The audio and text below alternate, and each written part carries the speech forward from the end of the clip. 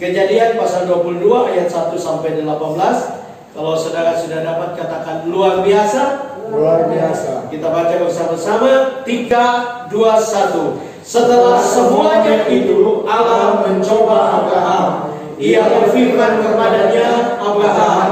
Lalu sahutnya, ya Tuhan. Firman-Nya, ambillah anakmu yang tunggal itu, yang engkau kasihi, yakni Ishak. Pergilah ke tanah Moria dan persembahkanlah dia di sana sebagai korban bakaran pada salah satu gunung yang akan kukatakan kepadamu. Keesokan harinya pagi-pagi bangunlah Abraham. Ia memasang pelana keledainya dan memanggil 2 orang bujaknya beserta Ishak anaknya. Ia membelah juga kayu untuk korban bakaran itu. Lalu berangkatlah ia dan pergi ke tempat yang dikatakan Allah kepadanya. Ketika pada hari ketiga Abraham melayangkan pandangannya, kelihatanlah kepadanya tempat itu dari jauh. Kata Abraham kepada kedua bujaknya itu, tinggallah kamu di sini dengan keledai ini. Aku beserta anak ini akan pergi ke sana. Kami akan sembahyang, sesudah itu kami kembali kepadamu. Lalu Abraham mengambil kayu untuk korban bakaran itu dan memikulnya ke atas bahu Ishak anaknya, sedang di tangannya di bawah api dan pisau. Demikianlah keduanya berjalan bersama-sama. Lalu berkatalah Ishak kepada Abraham ayahnya, Bapa. Sahut Abraham, ya anakku. Bertanyalah ia, di sini sudah ada api dan kayu, tetapi di manakah anak domba untuk korban bakaran itu? Sahut Abraham, Allah yang akan menyediakan anak domba untuk korban bakaran baginya, anakku. Demikianlah keduanya berjalan bersama-sama sampai mereka ke tempat yang dikatakan Allah kepadanya. Lalu Abraham mendirikan mesbah di situ. Disusunnya kayu, diikatnya Ishak anaknya itu, dan diletakkan di atas mesbah itu, di atas kayu api. Sesudah itu Abraham menulurkan tangannya, lalu mengambil pisau untuk menyembelih anaknya. Tetapi berserulah malaikat Tuhan dari langit kepadanya, Abraham, Abraham. Sahutnya, ya Tuhan. Lalu dia berfirman, jangan bunuh anak itu dan jangan apa-apakan dia. Sebab telah aku ketahui sekarang bahwa engkau takut akan Allah, dan engkau tidak segan-segan untuk menyerahkan anakmu yang tunggal kepadaku. Lalu Abraham menoleh dan melihat seekor domba jantan di belakangnya, yang tanduknya tersangkut dalam belukan. Abraham mengambil domba itu, lalu mengorbankannya sebagai korban bakaran pengganti anaknya. Dan Abraham menamai tempat itu Tuhan menyediakan. Sebab itu sampai sekarang dikatakan orang, di atas gunung Tuhan akan disediakan. Untuk kedua kalinya berserulah malaikat Tuhan dari langit kepada Abraham, katanya, aku bersumpah demi diriku sendiri, demikianlah firman Tuhan, karena engkau telah berbuat demikian dan engkau tidak segan-segan untuk menyerahkan anakku yang tunggal kepadaku, maka aku akan memberkati engkau berlimpah-limpah dan membuat keturunanmu sangat banyak seperti bintang di langit dan seperti pasir di tepi laut. Dan keturunanmu itu akan menduduki kota-kota musuhnya. Oleh keturunan pula semua bangsa di bumi akan mendapat berkat, karena engkau mendengarkan firman-Ku. Amin. Silakan duduk kembali, Bapak Ibu Saudara-saudara. Saya akan berkhotbah pagi ini dengan judul pemenuhan kebutuhan yang sempurna saat krisis COVID-19. Ya. Pemenuhan kebutuhan yang sempurna saat krisis COVID-19.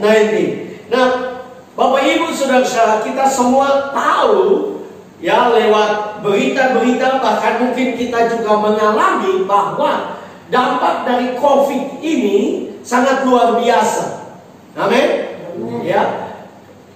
Dampak dari COVID ini berdampak kepada semua aspek kehidupan manusia, ya, aspek ekonomi, ya, aspek bisnis, pekerjaan, bahkan sampai kepada gereja Tuhan.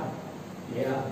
Saya mendengar teman-teman saya di Jakarta, Bapak Ibu Saudara-saudara, yang ada di gereja-gereja, ya semua dapat dikatakan kegiatan-kegiatan mereka ditutup.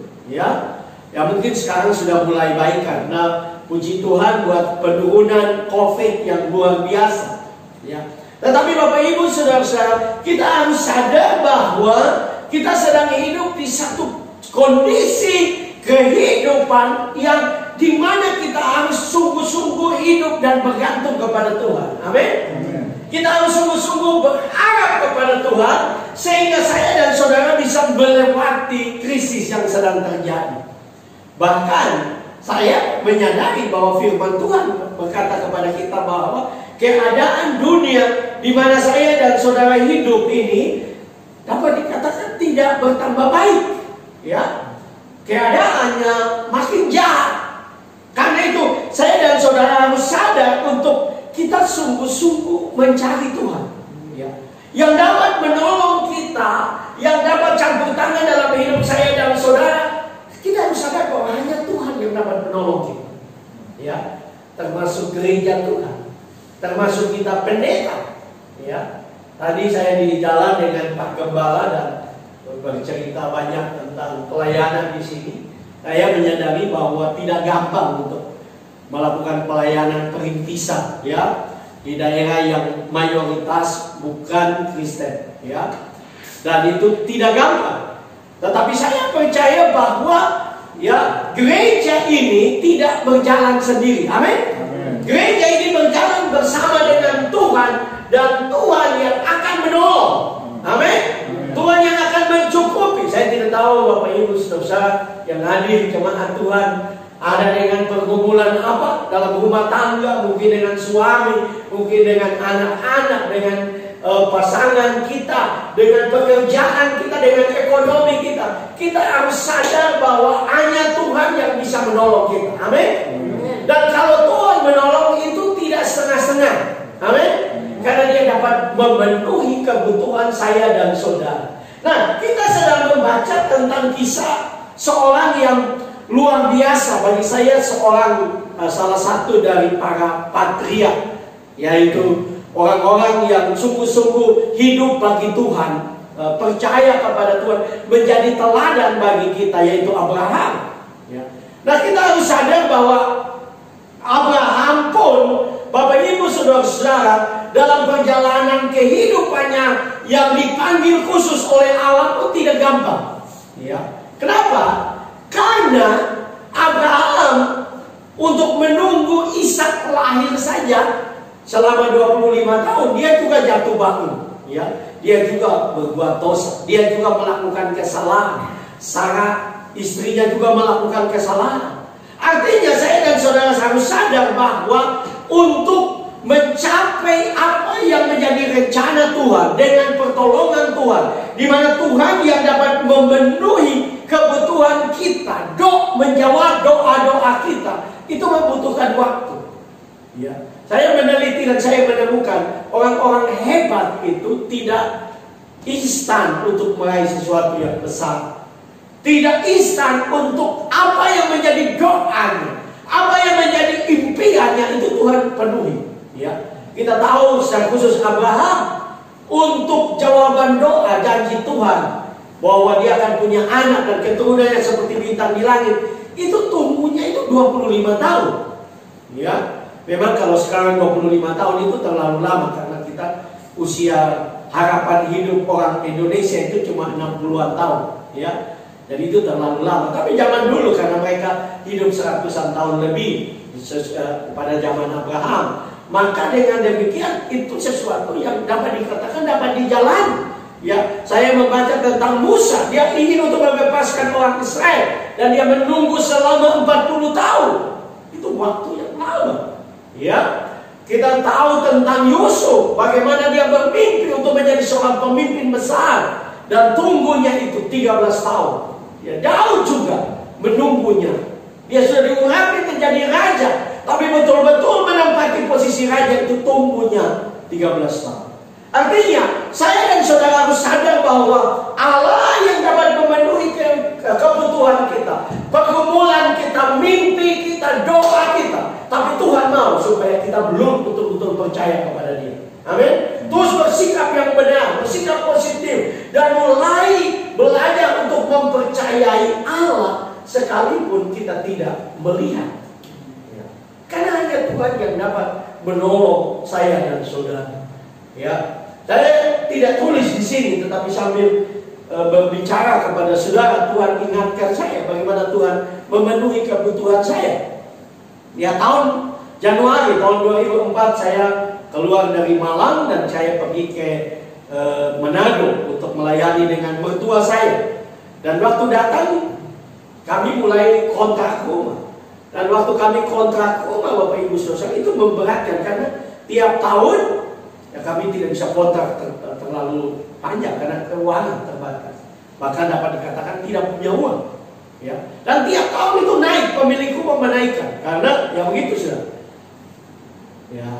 Nah, kemudian kami menyadari bahwa kami membutuhkan rumah. Dan kami mulai berdoa puasa mencari Tuhan untuk kebutuhan rumah keluarga kami.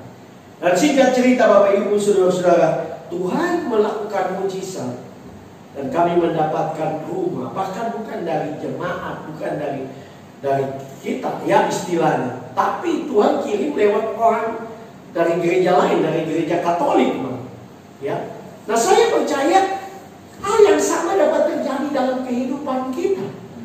Tuhan adalah Tuhan yang besar. Dia dapat memenuhi kebutuhan kita. Tetapi Tuhan mau supaya kita belajar.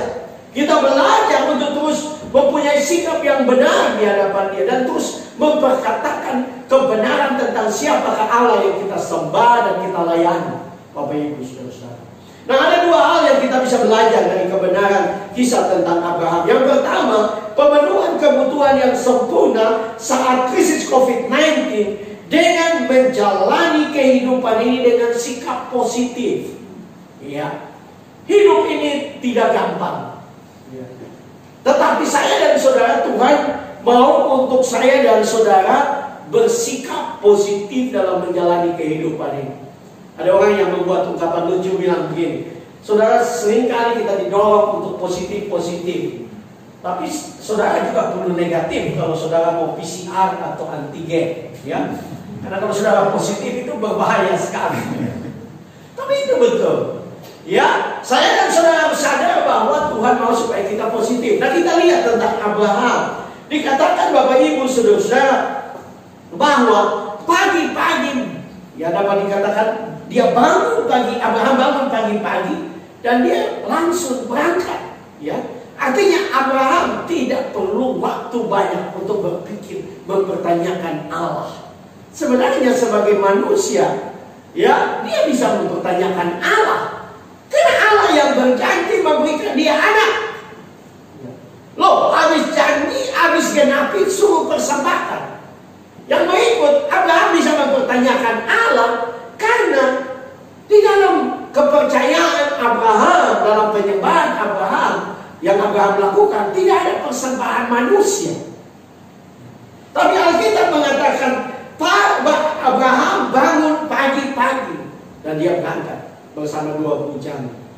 Saya coba untuk sedikit meneliti kata bahasa Ibrani untuk pagi-pagi itu boker, ya. Boker itu kan bahasa istilah orang Jakarta, ya, untuk buang air besar, ya.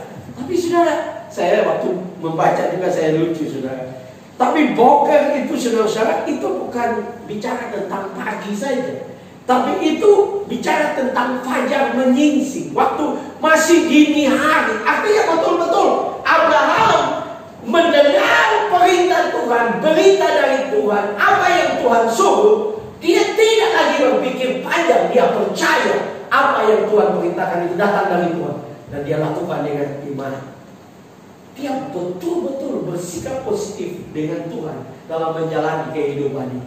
Ya, bukan itu saja Bapak Ibu Saudara-saudara. Kalau kita perhatikan waktu dia berjalan dan mendekati, ya, tempat atau gunung di mana dia mau mempersembahkan Ishak, Alkitab mengatakan dalam ayat yang kelima, dia berkata kepada kedua bujangnya, tinggallah kamu di sini dengan keledai ini, aku akan beserta anak ini akan pergi ke sana, kami akan sembahyang, sesudah itu kami akan kembali kepadamu. Harusnya kalimatnya, ya, Harusnya kalimatnya Abraham tidak bilang kami akan pergi sembahyang dan saya akan kembali, kan Ishak yang dipersembahkan. Tapi luar biasa, Abraham bersikap positif menjalani apa yang Tuhan mau. Ya, dia berkata kami akan pergi, kami akan kembali. Nah, ini sesuatu yang luar biasa. Ini satu perkataan iman yang luar biasa. Abraham percaya bahwa dia akan kembali dengan Ishak. Ya. Kemudian di dalam ayat yang ke-8 di situ dikatakan bahwa Ishak bertanya kepada Abraham bahwa di sini sudah ada api dan kayu, tetapi di manakah anak domba? Ya. Dan Abraham dengan jelas berkata kepada Ishak anaknya, Allah yang akan menyediakan anak domba untuk korban bakaran baginya. Wow. Dia tidak menjalani apa yang Tuhan izinkan terjadi dengan sikap yang negatif. Dia bersikap positif. Ya, nah saya suka katanya, Tuhan yang akan menyediakan anak domba untuk korban bakaran bagi. Ya, saya menyadari bahwa perintisan ini tidak gampang karena saya juga pernah merintis. Sekalipun puji Tuhan, saya memulai dengan jumlah yang sekitar 19 orang di Jailolo, Maluku Utara, Halmahera Barat. Ya. Tetapi saya mau berkata kepada saudara bahwa Tuhan yang punya gereja, amin. Tuhan yang akan menyediakan segala sesuatu, amin. Tuhan dapat melakukan hal-hal yang luar biasa. Dia akan menyediakan segala sesuatu untuk pekerjaannya, untuk pelayanan pekerjaan Tuhan di tempat ini. Karena dia adalah Allah yang menyediakan. Ya, Allah yang menyediakan segala sesuatu. Bahkan kalau kita lihat di dalam Ibrani pasal 11 ayat 19, ya, itu bicara tentang iman daripada Abraham. Ibrani 11 ayat 19 dikatakan karena ia, maksudnya Abraham, karena ia berpikir bahwa Allah berkuasa membangkitkan orang-orang sekalipun dari antara orang mati. Dan dari sana ia seakan-akan telah menerimanya kembali. Tuhan kita adalah Tuhan yang besar. Amin. Dia adalah Allah yang berkuasa. Dia mau kita menjalani kehidupan ini dengan sikap yang positif. Kenapa kita tidak mengalami mujizat? Persoalannya adalah sikap kita, kata-kata kita. Perhatikan kata-kata Abraham, tidak ada satu pun kata-kata negatif, tidak ada kata-kata keraguan, tidak ada kata-kata keluhan. Ya. Nah, Tuhan mau supaya saya dan saudara menjalani hidup ini dengan kata-kata positif. Kelihatannya, Pak, tapi faktanya kan negatif, Pak. Bagaimana kita mau bilang positif? Enggak, karena itu adalah iman. Kenapa? Karena dari kisah ini, Bapak Ibu Saudara, Abraham disebut sebagai bapa orang percaya. Dan kisah mengorbankan anak, artinya saya dan saudara bisa melihat bahwa Tuhan mau supaya saya dan saudara terus mulai bersikap positif dengan kata-kata kita. Seringkali kita berkata-kata dan kita bicara, ya saya bicara karena fakta, saya bicara karena saya manusia. Ya, silakan. Ya, silakan. Tetapi itu akan mengalami, Amsal menasihati kita bahwa hidup dan mati dikuasai oleh lidah. Siapa suka menggemakannya akan memakan buahnya. Ya. Nah, hidup dan mati kita ini, bagaimana kita diberkati, bagaimana kita bahagia, bagaimana kita melihat mujizat Tuhan di tengah-tengah kesulitan, adalah kita mulai belajar untuk mulai memperkatakan kata-kata yang positif. Mulai bersikap yang positif, mulai bangun pagi dengan sikap yang positif, bangun pagi dengan mencari Tuhan. Ya, kenapa? Karena saya mau katakan kepada saudara bahwa kok bisa berdoa bertahun-tahun, tetapi kata-katamu bisa membuat doamu tidak terjawab. Perhatikan, saya ingat kisah tentang Zakaria dan Elizabeth. Mereka sudah berdoa berpuluh tahun untuk mendapatkan anak. Ya, tetapi waktu Zakaria dipercaya untuk menjalankan tugas sebagai imam besar, masuk dalam ruang Maha Kudus, dan malaikat datang dan berkata kepada kepada dia bahwa doanya dikabulkan oleh Tuhan. Dia tidak percaya. Itu sebabnya Zakaria harus dibuat bisu sampai saatnya Yohanes dilahirkan, baru dia atau dia dapat berbicara lagi. Kenapa? Karena kalau dia tidak dibuat begitu, dia bisa menghancurkan janji Tuhan bagi hidup. Nah, saya mau katakan kepada saudara, banyak janji Tuhan yang sebenarnya Tuhan sudah siapkan bagi kita, tetapi karena kata-kata kita yang negatif akhirnya, atau sikap hidup kita yang negatif, akhirnya saya dan saudara tidak mendapatkan jawaban dari doa-doa kita, tidak melihat penggenapan janji Tuhan. Padahal Tuhan sudah menyediakan. Amin. Dia Yehova Jireh, Allah yang menyediakan, Allah yang menyediakan segala sesuatu. Tapi engkau dan saya harus bersikap positif, menjalani hidup ini, menikmati.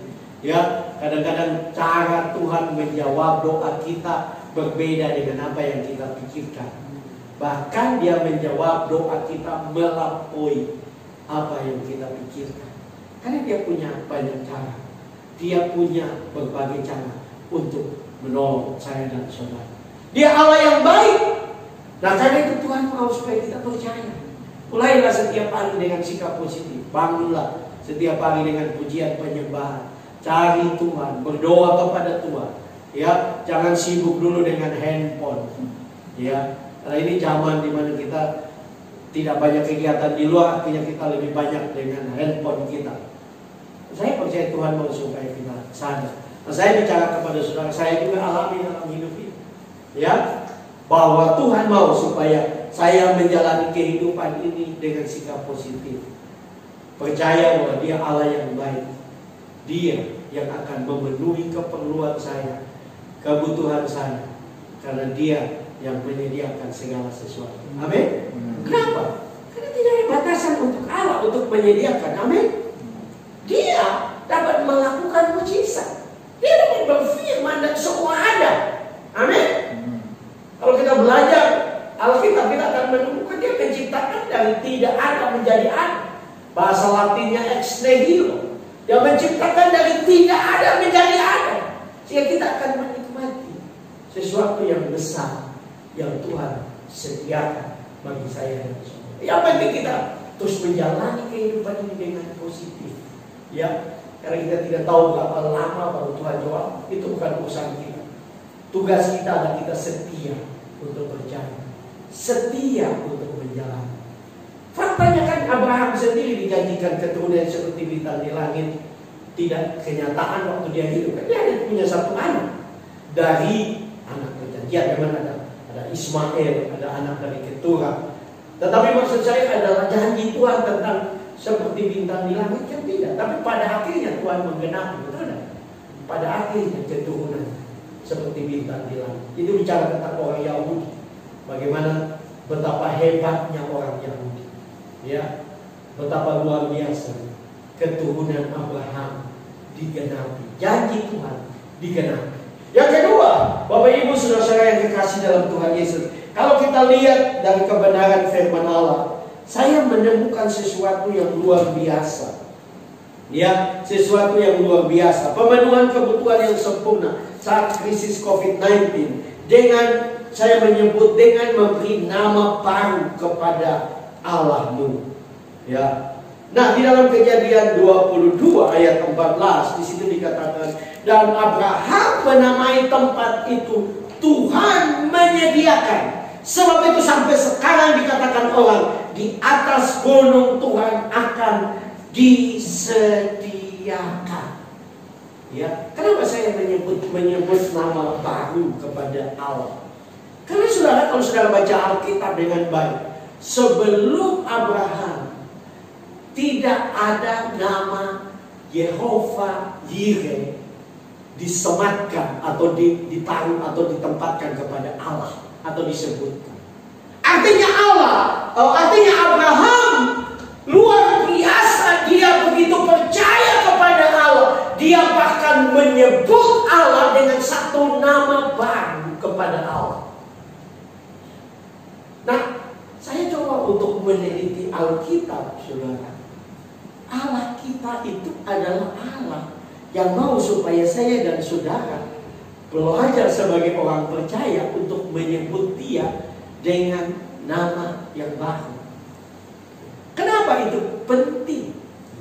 Karena itu menunjukkan iman kita, menunjukkan kepercayaan kita, bahwa kita percaya bahwa Allah saya itu Allah yang akan melakukan sesuai dengan kebutuhan kita, dan saya dapat menyebutnya sebagai satu pribadi yang baru, satu nama yang baru. Saya sebutkan kepada dia. Perhatikan bagaimana di dalam perjalanan orang-orang percaya, ya. Kalau kita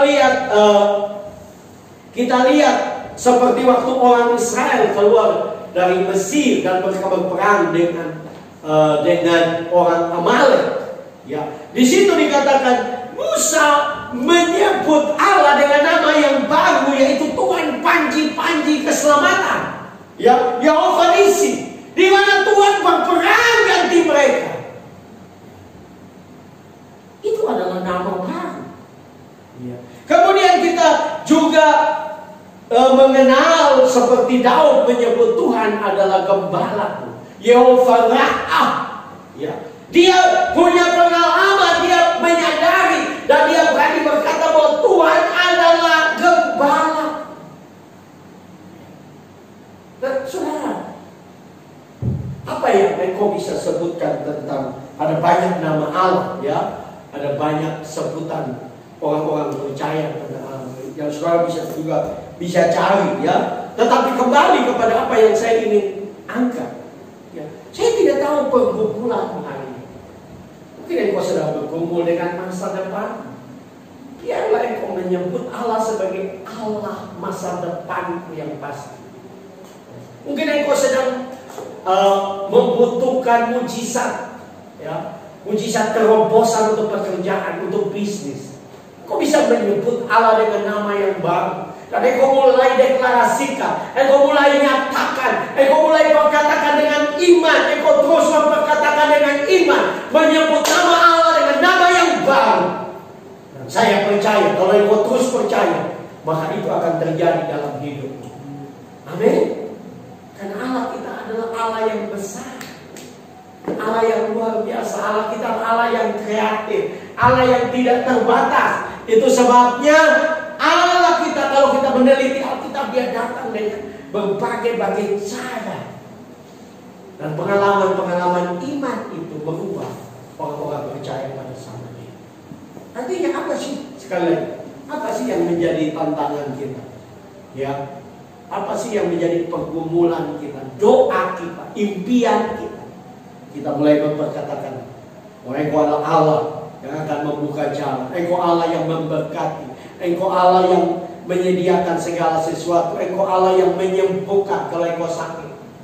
Engkau dapat memperkatakan itu dengan iman, ya, karena dia adalah Allah yang besar, Allah yang luar biasa. Waktu saya meneliti ini, saya menemukan satu kebenaran, ya, menurut beberapa artikel yang saya baca, Gunung Moria, tempat Abraham mempersembahkan Ishak anaknya, itu yang pada akhirnya, ya, di tempat itu dibangunlah Bait Allah oleh Salomo, ya. Dan juga tidak berhenti sampai di situ. Dan dikatakan bahwa Yesus sendiri disalibkan di dekat dari Gunung Moria, ya. Saya baca artikel apakah betul-betul akurat atau tidak, tetapi intinya kalau itu benar, saudara-saudara, dekat dengan tempat persembahan, artinya Yesus juga. Abraham bicara tentang Allah menyediakan untuk kebutuhan persembahan. Tapi kalau itu di mana Yesus mati, itu sedang berbicara tentang bagaimana Tuhan mati untuk memenuhi kebutuhan kita semua. Amin. Karena kita percaya bahwa dengan kematian Kristus semua kutuk kita sudah ditanggung di atas kayu salib. Kutuk kemiskinan, kutuk penderitaan, kutuk sakit penyakit sudah ditanggung di atas kayu salib. Bahkan kematiannya, ya, untuk menyelesaikan segala sesuatu. Ini luar biasa. Kenapa, saudara-saudara? Kenapa Abraham akhirnya disebut sebagai bapak orang percaya dari kisah dalam Kejadian pasal 22 ini? Karena Bapak Ibu Saudara, ini adalah sesuatu yang luar biasa. Allah sedang melihat sesuatu yang luar biasa dalam diri Abraham. Bahkan kalau kita tahu, di situ dikatakan malaikat Tuhan dengan huruf besar. Beberapa penafsir mengatakan bahwa kalau di Perjanjian Lama muncul kata malaikat Tuhan dengan huruf besar, itu bicara tentang Yesus di dalam Perjanjian Lama. Nah, Yesus dalam Perjanjian Lama telah melihat, ya, dapat dikatakan ribuan tahun sebelum dia datang untuk mati bagi kita semua, dia sudah melihat apa yang dilakukan oleh Abraham menjadi gambaran tentang ribuan tahun dia mengorbankan diri bagi saya dan saudara. Artinya ini sesuatu yang luar biasa. Dia Allah yang memenuhi kebutuhan kita, dan dia telah melihat itu dalam Abraham. Dan dia mau supaya saya dan saudara sebagai orang percaya yang hidup di akhir zaman ini, kita terus percaya kepada dia. Karena tidak ada yang mustahil bagi dia. Amin. Dia dapat memenuhi kebutuhan kita. Dia dapat campur tangan dalam hidup kita. Yang penting kita kenal siapa Allah kita. Ya, kita dapat berkata seperti Paulus, aku mengenal siapa yang aku percayai. Kalau saudara mengenal Allahmu seperti apa, itu akan terjadi dalam hidupmu. Kalau engkau memperkatakan Allahmu seperti apa, dia akan menggenapi dalam hidup. Kalau engkau berkata, aduh, ikut Tuhan juga susah, engkau akan susah. Ya, kalau engkau berkata ikut Tuhan banyak tantangan, ya memang banyak tantangan. Tapi kalau engkau percaya bahwa ikut Tuhan, engkau akan diberkati. Hidupmu menjadi luar biasa. Hidupmu menjadi tanda dan alamat kesaksian bagi banyak orang. Maka mujizat Tuhan pasti terjadi. Ya, karena kita punya Allah yang besar. Kalau engkau berkata dengan iman bahwa engkau akan meraih keberhasilan, masa depan yang hilang-hilang, maka itu akan terjadi dalam hidup. Belajarlah dari Bapa segala orang percaya. Bagaimana dia dapat mengalami semua itu? Karena dia belajar untuk meyakini bahwa Allah yang dia sembah adalah Allah yang luar biasa, Allah yang menyediakan. Kalau saudara membaca, dan ingat tadi kita baca ayat 16 sampai ayat 18, kita menemukan bahwa Allah sampai bersumpah untuk memberkati dia dan keturunannya, memberkati Abraham dan keturunan yang berlimpah-limpah. Dan dia dikatakan dengan orang Israel diberkati, bahkan sampai sekarang orang Israel diberkati berlimpah-limpah. Kenapa? Karena iman.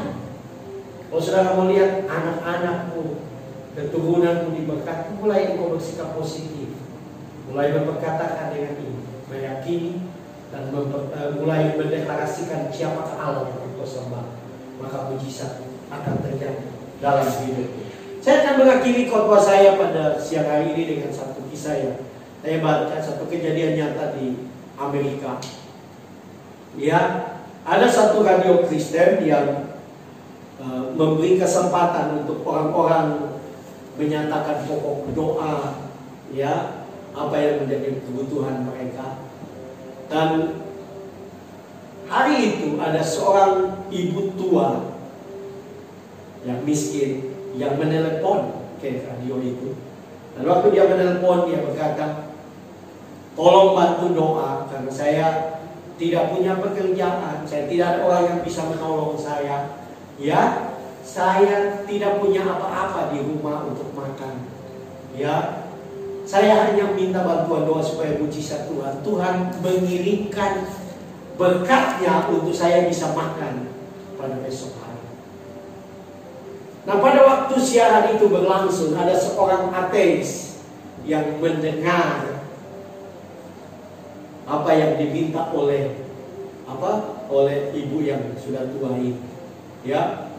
Dan dia orang ateis ini, dia nakal orangnya, licik orangnya. Jadi dia menelpon ke radio mencari tahu alamat dari ibu tua ini, ya. Dan setelah dia mendapatkan alamat, dia kebetulan dia orang kaya. Dia minta kepada sekretarisnya pergi ke toko dan belanja sebanyak mungkin yang bisa dibawa. Ya. Dan dia pesan, karena dia ateis, dia pesan kepada sekretarisnya, ya, kalau ibu itu tanya, ya, waktu dia tanya siapa yang kirim, bilang saja setan yang kirim. Tujuannya dia ingin mempermalukan ibu tua ini. Singkat cerita, sekretarisnya belanja dan pergi, ya, dan sampai di sana dia kasih, dan ibu tua ini senang sekali, dia bersuka cita karena doa dijawab oleh Tuhan. Ya, dan ibu ini tidak banyak bicara, ya, karena sekretarisnya ingat pesan bosnya.